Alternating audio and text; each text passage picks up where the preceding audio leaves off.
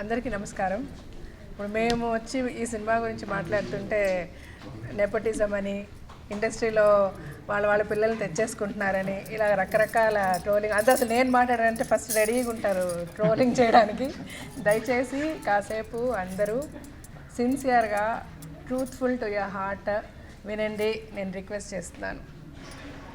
Trolling చేయడమో లేకపోతే వాళ్ళ గురించి చెడుగా మాట్లాడడమో, యూట్యూబ్ ఛానల్స్కి కూడా చెప్తున్నాను, తోచింది రాయడమో, దానివల్ల చేసుకునే సొమ్ము నా వరకు శవాల మీద డబ్బులు ఎరుకునే లెక్కనే.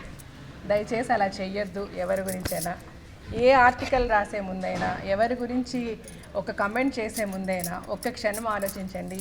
మీకు మీ ఫ్యామిలీస్ ఉంటాయి, మీ వెనక మీ అక్కలు, అమ్మలు, చెల్లెళ్ళు ఎంతోమంది ఉంటారు. సో దయచేసి ఒకరిని హర్ట్ చేసే విధంగా మీరు రాయడం వల్ల మీకు ఏమి వస్తుందో నాకు తెలియదు. ఈవెన్ ఈ రివ్యూవర్స్ కూడా ఇంతకుముందు ఎలా ఉండేదంటే సినిమా రిలీజ్ అయిన వారం తర్వాత రివ్యూ వచ్చేది. ఆ సినిమా టోటల్గా ఎలా ఉంది, ఆడియన్స్ ఎలా రిసీవ్ చేసుకుంటున్నారు, ఇది ఎంతకాలం నిలబడుతుంది, దాంట్లో ఉన్న ప్లస్ ఏంటి మైనస్ ఏంటి, ఒక 1 వీక్ స్టడీ చేసి ఆ తర్వాత రివ్యూస్ ఉండేవి మేము తలంబ్రాలు, ఆహుతి, అంకుశం అట్లా చేసేటప్పుడు. ఇప్పుడు ఏంటంటే సినిమా ఫస్ట్ షో చూస్తూనే ఇంకా అసలు సినిమా ఏంటో కూడా తెలియదు. టైం వైజ్ అనమాట. 10:30 మూవీ స్టార్ట్ అయింది, 11 o'clock హీరో ఇలా అన్నాడు, 11:30 హీరోయిన్ ఇలా అంది, 12 o'clock ఇట్లాగా ఒక రివ్యూస్ రాస్తూ వాటిని ట్విట్టర్లో మెసేజెస్ పెట్టేస్తూ ఇష్టం వచ్చినట్టు కొన్ని కోట్లు స్పెండ్ చేసి ఒక మూవీ చేస్తామండి. దయచేసి అంటే as a producer, as an artist నేను మాట్లాడుతున్నాను, as a director, as a technician, అన్ని సినిమా గురించి నాకు మొత్తం తెలిసి నేను మాట్లాడుతున్నాను ఈ విషయం. ఇన్ని కోట్లు ఖర్చు పెట్టి ఒక సినిమా తీస్తున్నప్పుడు మీరు జస్ట్ మీకు తోచింది ఒకరి ఒపీనియన్ సినిమా ఫస్ట్ షో అవ్వకుండా ముందే మీరు అలా రివ్యూస్గా పెట్టేసి మాట్లాడేసేస్తే ఏమైపోవాలి ప్రొడ్యూసర్స్? అంటే ఈ రివ్యూస్ వల్ల ఏంటి, దాన్ని ఎవడు పట్టించుకుంటాడు, సినిమా బాగుంటే ఆడుతుంది అంటారండి. అది కూడా కరెక్ట్ కాదు. అన్ని సినిమాలు సూపర్ డూపర్గా ఉండకపోవచ్చు. ఒక ఎబోవ్ యావరేజ్ సినిమా చచ్చిపోతుంది ఇలాంటి రివ్యూస్ వల్ల. దయచేసి కొంచెం టైం ఇవ్వండి. సినిమా అంటే ఒక్కొక్కరి థాట్ ప్రాసెస్ ఒక్కొక్కలా ఉంటుంది. నాకొకటి నచ్చుతుంది, మీకొకటి నచ్చుతుంది, ఈయనకొకటి నచ్చుతుంది. సో ఒక సినిమా అందరికీ నచ్చకపోవచ్చు, బట్ నచ్చేవాళ్ళు చాలామంది ఉండొచ్చు. ఆ నచ్చే వాళ్ళని కూడా చూడనివ్వకుండా చేస్తున్నాయి ఈ రివ్యూస్. దీనికి ఒక సొల్యూషన్ ఏంటంటే నా దగ్గర లేదు, బట్ దయచేసి సొల్యూషన్ మీరే అండి. మీరందరూ ఇలా హేట్రెడ్ ఉన్న వాళ్ళ మెసేజెస్ని అప్రిషియేట్ చేయొద్దు, ఫాలో చేయొద్దు. అంటే just no don't follow those reviews. నాకు ఈ ట్రోలింగ్ గురించి నాకు తెలియదు. ఎందుకు తెలుసా, నేను చూడను. హ్యాపీగా బతికస్ live happily. So no hatred. అది నిజమే. ఆయన హేటెడ్ ట్రోలింగ్ అంతే చూడరు. అంటే ఈవెన్ ఒక మెసేజ్ టైప్ చేయాలంటే కూడా వాళ్ళ పిల్లల్ని పిలిచి మెసేజ్ టైప్ చేయమని చెప్తుంటారు. So is that innocent as long as is trollings and social media is concern. So వీటన్నిటి ఇది ఒక ప్రిలాగ్ లాగా చెప్తున్నాను. అంటే దొరసానికి చాలా మంచి టాక్ వచ్చింది, చాలా మంచి రివ్యూస్ వచ్చాయి. So like whoever is got talent they'll make it. ఈ సినిమా కాకపోతే ఇంకొక సినిమా.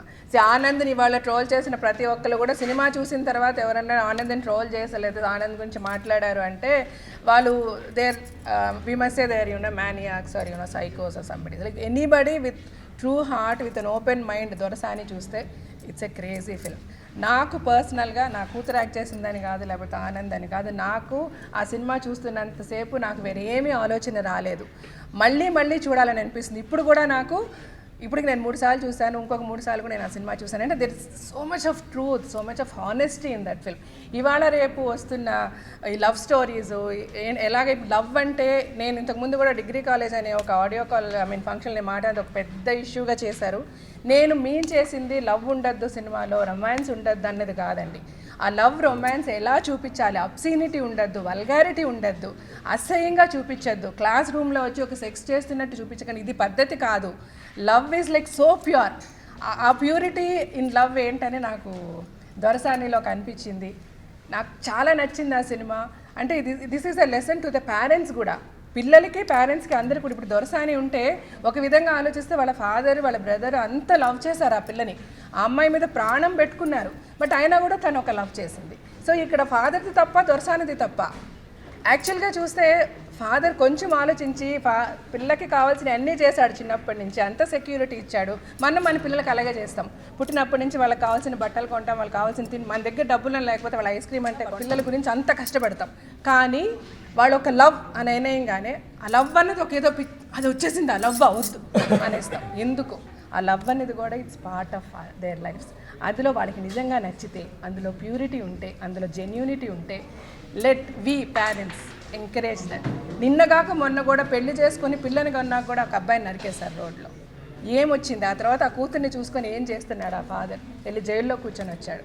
ఆ తల్లి ఎంత కుమిలిపోతుంది. ఇలాంటి ఒక సిచ్యువేషన్ తర్వాత ఆ ఫ్యామిలీ ఏంటి అని ఒక క్షణం ఆలోచించుకుంటే, ఆ పిల్లలు లేకుండా మనం బతకగలమా? అప్పుడు పంతం, పట్టుదల, ఈగో చేసేస్తున్నాం. ఆ తర్వాత what we are nothing in this world. So this movie is a lesson. అంటే యాజ్ ఎ పేరెంట్ నేను ఫీల్ అయ్యేది, నాకు ఒక లెసన్గా ఫీల్ అయ్యా. And this will be a lesson for many parents as well as for the children also. Children కూడా లేదు, children కూడా నేర్చుకోవాల్సి ఏంటంటే, లవ్లో పడిపోవడం న్యాచురల్. లైఫ్లో ఈ ఏజ్లో పడిపోవడం అని, దట్ ఈస్ ఇన్ఫాక్చువేషన్ కూడా ఉంది. నేను పేరెంట్స్ అందరూ తప్పు అని చెప్పలేదు, కానీ ఇలాంటి పనిష్మెంట్ పేరెంట్స్ ఇంత విపరీతంగా వెళ్ళడం అనేది వద్దు. It's all love. అది గుర్తుపెట్టుకోవాలి ప్రతి ఒక్కరు. That's what we mean. Parents అందరూ ఇలా ఉండాలని కాదు, అందరూ రెస్పాన్సిబుల్ ఉండాలి. పిల్లలు రెస్పాన్సిబుల్ ఉండాలి, పేరెంట్స్ రెస్పాన్సిబుల్ ఉండాలి.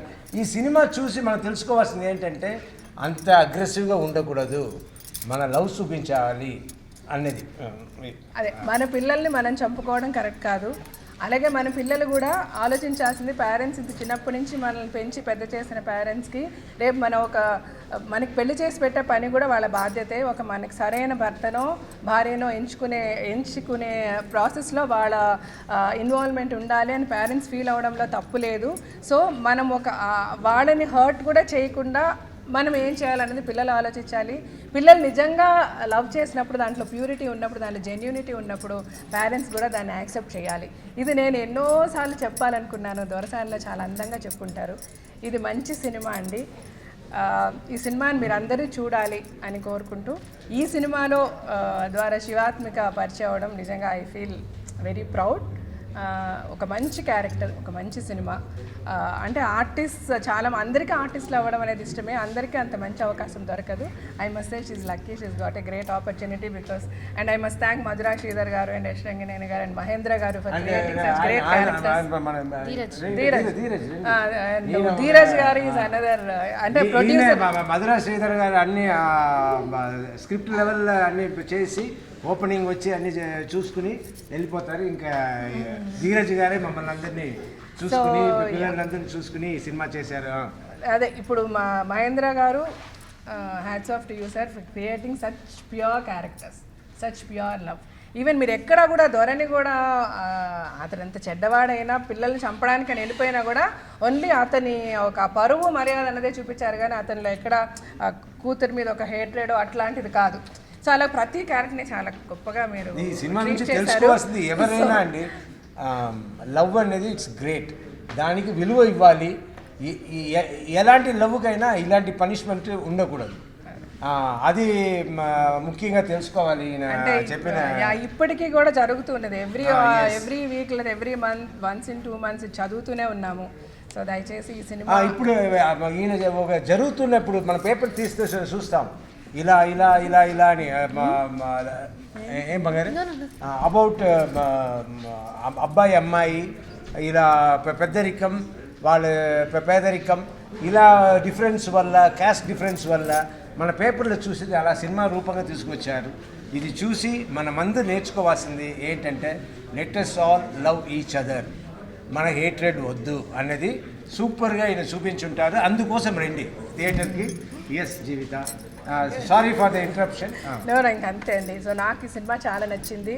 ప్రతి తల్లికి, ప్రతి తండ్రికి కూడా ఈ సినిమా చాలా నచ్చుతుంది. పిల్లల్ని ప్రేమించే తల్లిదండ్రులకి ఇంకా నచ్చుతుంది. Thank you so much.